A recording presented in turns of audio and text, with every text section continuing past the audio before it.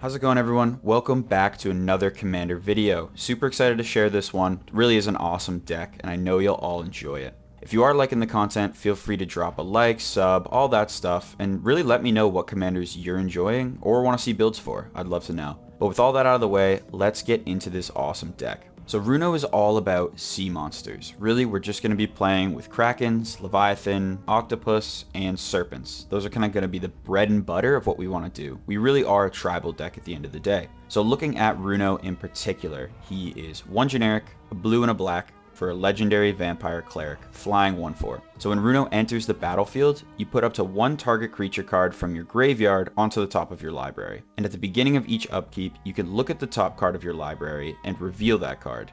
If it's a creature card with a mana value of 6 or greater, you can transform Bruno Stromkirk into what we're really here for, Crothus, Lord of the Deep. So Crothus is awesome. He's a 3/5 flyer, and whenever he attacks, you create a tapped and attacking token that's a copy of another target attacking creature. So basically, we're just copying another attacker. But if that creature is a kraken, leviathan, octopus, or serpent, we're creating 2 token copies instead. So with this ability, we can really do a lot of damage. Those copies aren't going to go anywhere at the end of turn. Obviously, we have to be conscious of legend rule and things like that. But if we're putting out big sea monsters, Crothus is really just going to allow us to get copies, damage fast, and take advantage of our best creatures, ETB effects, and things like that. Bruno is at their best when we're able to sort of pump out these big creatures and continue to make copies over and over and over, overwhelming our opponents with all the damage we can put out. These creatures have incredible enter the battlefield effects, and there's a massive pool to choose from, so you're really not limited. It is nice that it's a tribal deck, but we're allowed sort of 4 types to stay within, giving us flexibility on what we want to run. There's a ton of options. But generally, the way this deck plays is you want to ramp as much as you can to get mana for these big creatures,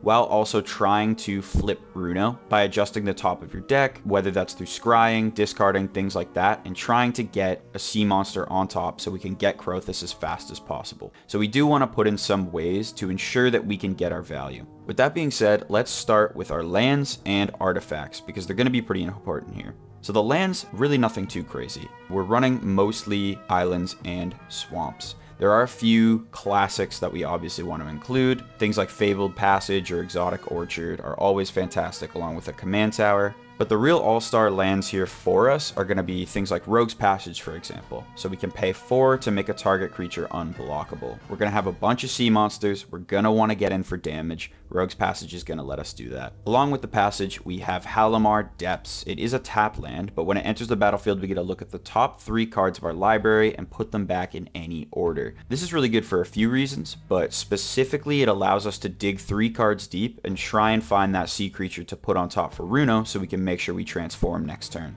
Lastly, the land I want to highlight is Temple of Deceit, another tap land, but it lets us scry. And scrying is going to be really good in this deck because, as I keep repeating, it is important to find that sea monster and try and be pretty consistent with doing that. Another big aspect of this deck is going to be the artifacts, because we need to ramp since our curve is so high. So we're running a lot of classic mana rocks like Mind Stone, Arcane Signet, Soul Ring, things like that. But we're even running Hedron Archive and Dreamstone Hedron because we're going to need that much mana. Along with this, the Talismans and Wayfarer's Baubles are all fantastic, and I would recommend at least 8 to 10 mana rocks just to help us consistently ramp. It can be tough with this deck when your hand is full of large creatures, all the big sea monsters we want to play, but you don't really have the mana to do so. So it's important to sort of pick out a good few artifacts that you want to ramp. I think an all-star here is Everflowing Chalice. With that multi-kicker, we're able to sort of pump this later in the game and really get a lot of mana out of it, which is extremely helpful for what we're trying to cast. So past the artifacts and lands, what it's really all about is trying to transform Bruno. That is our first objective, because that's where the value is generated. This deck can be pretty strong because the sea monsters are pretty strong on their own, but really it becomes dominant when you can get Crothus onto the field and start doing a ton of damage. Cards like Brainstorm can be really good. Any sort of effect that lets us mess with the top of our library, any scry cards, for example, are also extremely strong. Something like Mazebind Tome, for example, is really good because we can consistently scry with it, right? Which is gonna let us continue to look for sea monsters and move through the deck as fast as possible. Another good example of a card that fits very well for this theme is Reign of Revelation. Revelation. So 4 mana, draw 3, but we're discarding a card. That usually would be a downside, but this allows us to put a sea monster into our graveyard for Bruno. That way when we first play him, we can put it on the top of our library and hopefully transform him the first turn he's out. So definitely keep an eye out for cards like this. I would say you want to include a good few in the deck just to make sure, again, it's consistent as possible trying to get Crothus. It really does suck when you're just waiting around, praying for top decks, trying to get the Crothus flip.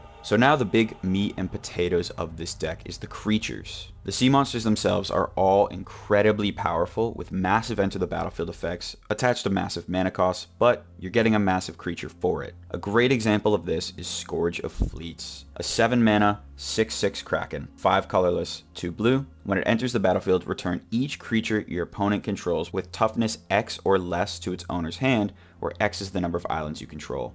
We're obviously going to own a bunch of islands by the time we're playing Scourge of Fleets. This is a great way to get in past some chump blockers that our opponents might have and be able to really swing in and do a lot of damage with these big sea monsters. Of the same vein is Slim Voda the Rising Deep. 6 colorless, 2 blue, you get in a legendary creature, Leviathan. So yes, legendary, the tokens obviously won't stick around because of the legend rule, but we can still get this effect multiple times. So a 2 cost for the kicker, and when Slim Voda the Rising Deep enters the battlefield, if it was kicked, return all creatures to their owner's hand except for merfolks, krakens, leviathans, octopuses, and serpents. So again, this is just a one-sided bounce effect for all of our opponents. Super strong, and it opens the door for all of our big creatures to get in and swing. Of the same vein, a card that I think is incredibly powerful for just 99 cents is Wonder. So we're going to be cycling through a lot, we're going to be discarding, and Wonder fits perfectly into that theme. 3 colorless and a blue for a 2/2 flying incarnation. But as long as Wonder is in your graveyard and you control an island, which we will, creatures you control have flying.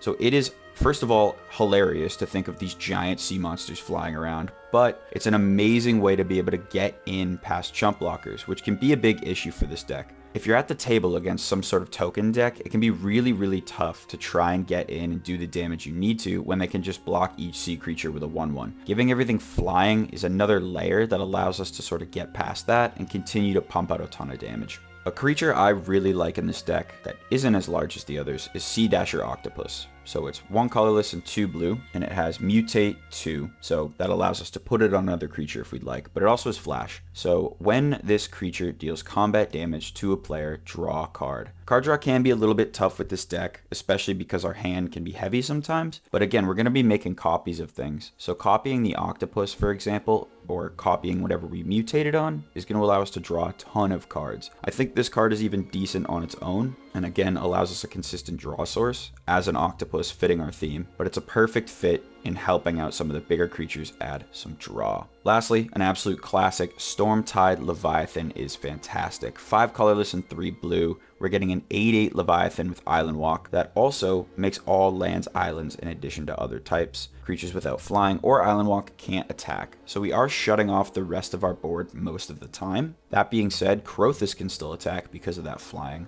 allowing us to make copies of the Stormtide Leviathan and just shutting down our opponents. Unless they have an entirely flying board, which probably won't even be able to deal with this 8/8, they're really going to be in for a lot of pain. Keep in mind, Crothus works the turn that you attack with him. So if we, for example, attacked with our Stormtide Leviathan and made some copies, those copies are tapped and attacking as well. So we're hitting for a ton of the damage the turn it comes down. There are a few specific sea monster tribal cards to look out for. A really good example of this is Whelming Wave. So this is a bounce effect to everyone on the board for 2 colorless and 2 blue. So we return all creatures to their owner's hands, except for Krakens, Leviathans, Octopuses, and Serpents. So again, a one-way bounce effect for us that can really just clear the board, open up, and we can hit for a ton of damage. So protection is pretty important in this deck. Whelming Wave is a great way to get in on our opponent, but it also is important to protect our creatures. We're going to be targets of removal. Crothus is such a powerful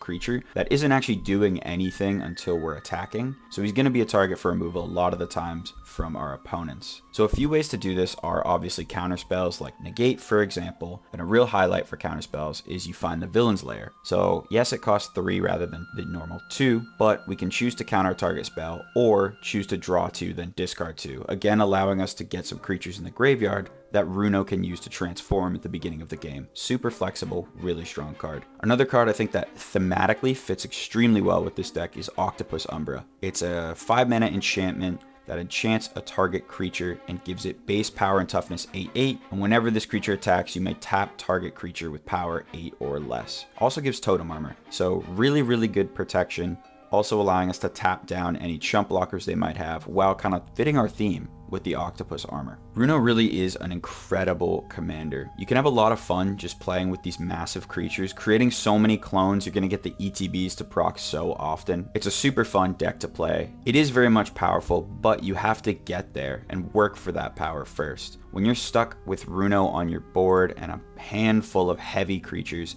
it can be pretty difficult to deal with. So it's important when you're building this deck and building around Bruno to put in consistency, to get cards in your discard pile that you might need on the top of your deck. Make sure you're scrying, looking through your library, while also packing protection for your important creatures. That being said, this deck does allow for a lot of creativity. You can really build in a ton of different ways. I personally went with a pretty blue heavy deck just because that's where a lot of the sea monsters sit, but you could go with more of a maybe discard theme and lead into the black, for example, rather than sticking to most of the blue. But you have so many options. There's a ton of excellent creatures to stick to. I even threw in some whales for fun, just for the theming. Cards like Colossal Whale are awesome, but there's so much flexibility and you can do so much on your turn. When you're making copies of massive creatures, nothing feels better. So I hope you guys enjoyed this video. I hope you enjoyed running through this deck. Let me know what you think. Let me know what you would add, what you would take out. I'm gonna leave my deck list below, but I do encourage you guys to build on your own and play around with it. There are just definitely some guidelines that make playing Bruno a lot more fun. So thank you guys again for watching. I hope you have a lovely day, and I will catch you in the next one.